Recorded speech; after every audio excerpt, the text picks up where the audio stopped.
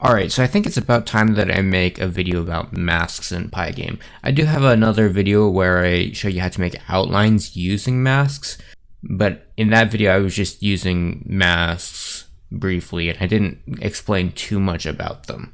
So in this video I thought I'd properly explain them. Masks are best thought of as an image that are just black or white. There's no gray. So it's just black or white, which is two colors. Mathematically it's just ones and zeros. Realistically, you can convert masks into any two colors you want, and I'll show you kind of how that works. But there's a lot of bit math, you could say, you can do with masks. If you're not familiar with that term, you could look it up, but I'll show you how to do a bunch of things you might want to use masks for, and you can kind of get an idea of how it works. Alright, so I've got this basic script here that's just an empty window. So I've got two images in my directory here, image 1 and image 2, or just image and image 2. So I'll do image equals pygame.image.load, image.png, and we'll take a second image as well. These are two slightly different images. They're weird shapes, and I'll show you what they look like. So let's do screen.blit image. Let's write down the image location as 50/50 for now. Let's screen.blit image to image location, and then for oops, didn't mean to do that. For image 2, we're going to just take the same thing, and instead of doing that, we're going to do mx and my, which will be the mouse position. So mx my equals pygame.mouse.getPosition. So with this, you should be able to see my two images here. So as you can see, I've got two images. They're the same shape, just kind of rotated and warped. So one kind of follows my mouse and one's just at a specific location. So if you can see I've got a bit of a black background here. So let's get rid of that real quick. So let's do image.setColorKey 000. And this is actually very important for dealing with masks as well. You're going to want to have an alpha channel. So now that I've got my color key, you can see them overlapping properly, and it's time to actually get into using masks. So real quickly, I'm going to add a variable so I can flip between using masks and not using masks. So I'll do show masks equals false, and I'll do if not show masks, and we can do that. And then over here, I'll add the key. If event.key is km, we flip the show masks variable. So we can turn the masks rendering on and off. So let's get into actually getting our masks here.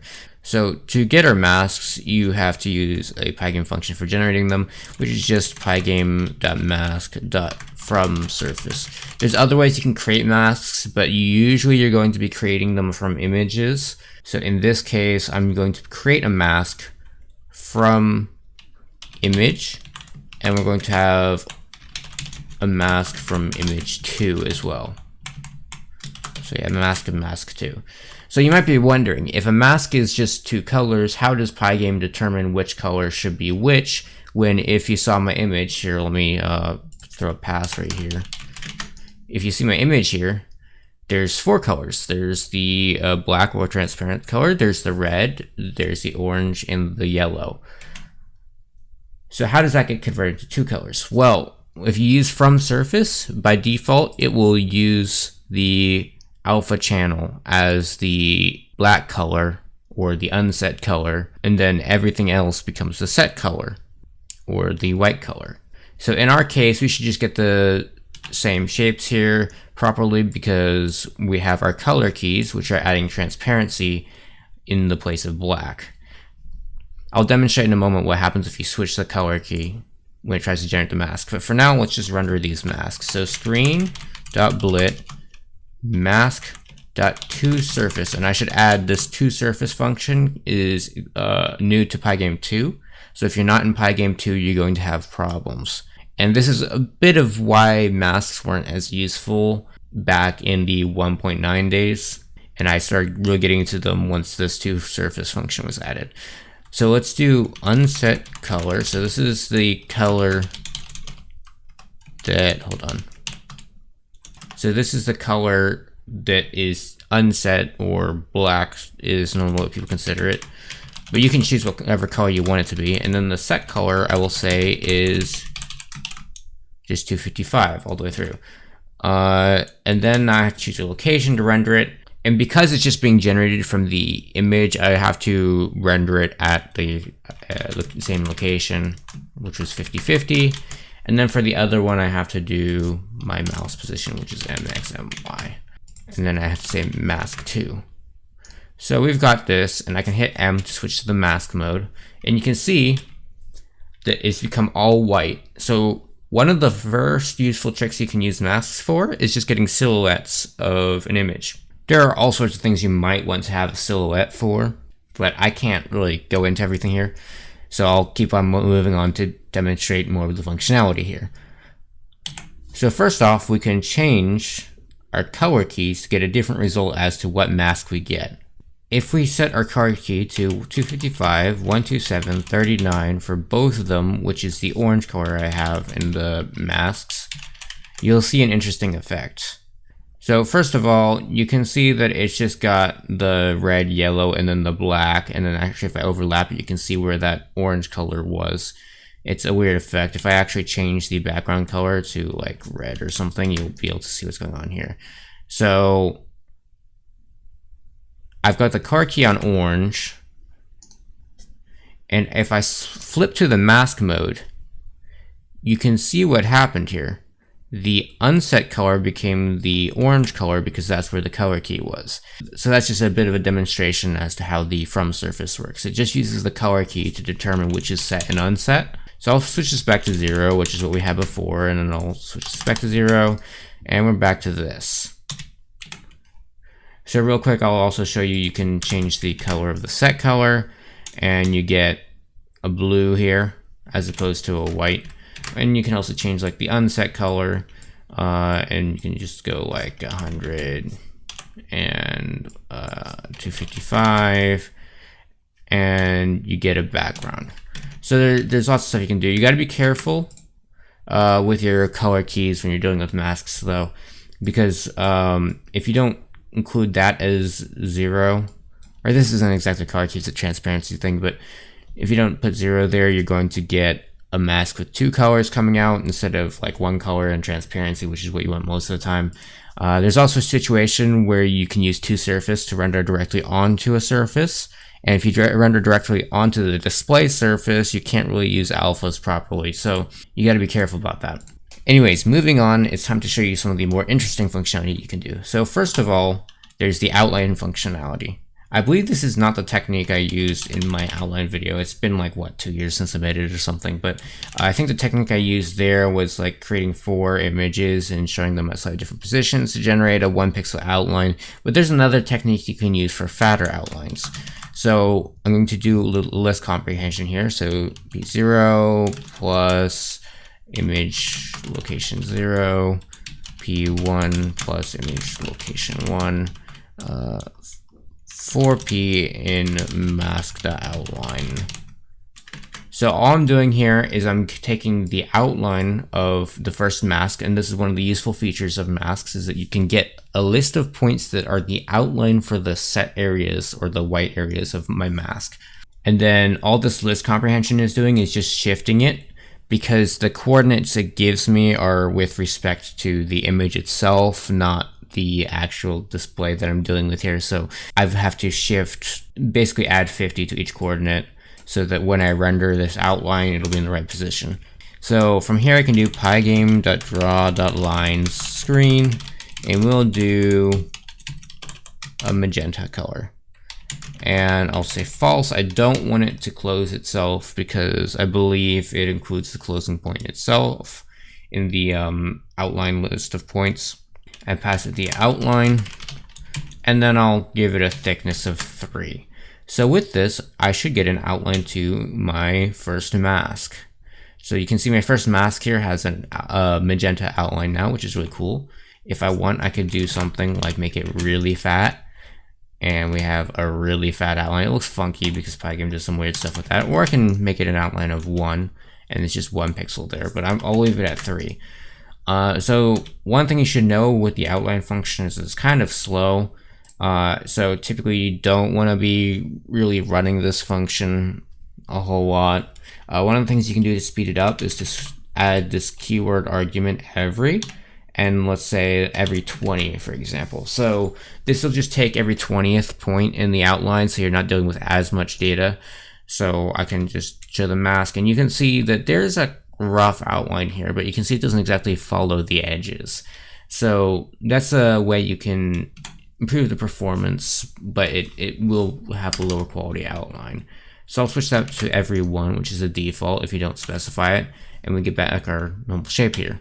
So moving on from outlines, let's get into something called overlapping, and this is something that a lot of people use for pixel perfect collisions. And this is something that I actually use in Vagrant, which is a game I'm working on. For combat, I have like sword visual effects and stuff for slashing, and I actually do per pixel calculations to check if that slash animation overlaps with an enemy's image. That way that the hitbox is perfect. There are some things you want to use per pixel collisions for and some things you don't. Most of the time, it's better to not use pixel perfect collisions, but there are a few circumstances where you might, and it contributes a lot to your game. So, to do that, there's a bunch of ways you can do it. I'll show you what happens visually, and then I'll show you what you can do to do it more efficiently. So, to do it visually, we can do an overlap mask equals mask.overlap mask 2. And then this variable here is the offset. So this is like just where we should overlap what the masks with respect to each other. So I'm just going to take the second mask's position as I was handling it and subtract the first mask's position from it, and that'll give me the overlap position I'm looking for. There's a lot of small arithmetic that goes into here that it's a bit difficult to keep track of sometimes, and you're going to have to mess around with things yourself to get a better feel for how this stuff works. If you read the documentation, it'll also tell you how a lot of like the offset rules work and stuff like that, and a lot of the mask size rules. There's a lot of random rules for how these functions work that you can't super easily assume, so it helps if you read the documentation, which I'll link in the description. But this will generate an overlap mask from me, and from this I can do screen dot blit overlap mask dot to surface unset color equals 0000 set color equals 255 255. So I'm just saying make this set color for the overlap mask red and everything else transparent, and I'll render it at the image location because I did the overlap from the first mask, so I'm referencing its location for the overlap. Anyways, this should work. If I switch to the I forgot there's no underscore in that. So if I switch to the mask mode, you can see the overlap is red now. And this is one of the most useful features. It's just the overlap feature of mask. You can look for intersections between like two images, which is useful. So moving on from that intersection just visually, one of the things I can do is actually get sort of the center of mass. It's the centroid. It's just the average of all the positions of a mask. So I can take that on my overlap mask to get the quote-unquote center of the collision. So I can do overlap centroid equals overlap mask dot centroid. So that's the dot centroid just takes a mask. It's the average position of all the pixels. So from here, I will just draw a circle. Pygame.draw.circle screen 0, 200, 255, and we'll take the overlap centroid 0 plus image location 0.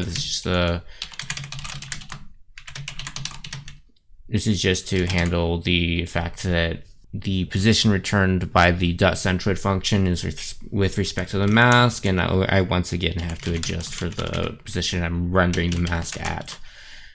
So I can just render that circle. I'm going to give it a radius of 10 and a width of 3, and then I'll do the same thing with the radius of 3, so they have like a dot in the middle here. So if I do this, you can see it's in the top left there. It's because there's no set pixels, which means that the average is 0, kind of. That's just kind of how it handles it. So once I overlap, you'll see that dot move. So now that I'm overlapping, it's taking the average position of the collision, and you get some weird results if you collide in like 2 different spots at once. But if you were to collide like this, you can see that it's taking the center of the collision, which could be useful for stuff. There's some quicker stuff you can do for overlaps that aren't dependent on generating a new mask or doing a ton of operations. So first of all, let's print out our overlap mask.count. This is the number of set pixels in our overlap here. You can see in the bottom left there that it's 0 right now, and then as soon as I collide, you can see the number going up into like the thousands of pixels. Or I can collide a tiny portion, you see just 27. So with that count, you can actually get this count a faster way. You can do mask.overlap area mask2, and then you have to do the same offset stuff you did here. And you should get the same number if you did everything right. So you can see it's the same number, and it's actually faster to do it that way because you're not generating an entirely new mask. But there's something even faster you can do, which is just mask.overlap. And then this one will give you the first point of intersection that it sees. So it's not the center necessarily, but it is a point of intersection, which this is what I use in my games when I have like a collision. I want to know where the collision is because it's much just faster than trying to get the centroid and everything. So I just get the first point of collision, and we'll switch to the mask, and you can see it's giving me a bunch of points in the bottom left there. Alright, so that's most of what I wanted to show you about masks. There's a whole lot you can do with them, and they're really just kind of like a tool. They're usually an intermediary step for lots of cool visual effects or even mathematical things you might want to do. It's just a great tool to have. If you really learn to use them well, there's lots of new things you can do with them. And there's way more functionality than what I showed you here. I just showed you what you're likely to end up using. If you read the Pygame documentation, as I mentioned before, there's lots of stuff you can do and lots of parameters and stuff like that. So I've linked that in the description. I highly recommend you read it if you're interested in this subject. Anyways, I'll share this code with you in the description of this video as well. That's it for this tutorial. Thank you for watching.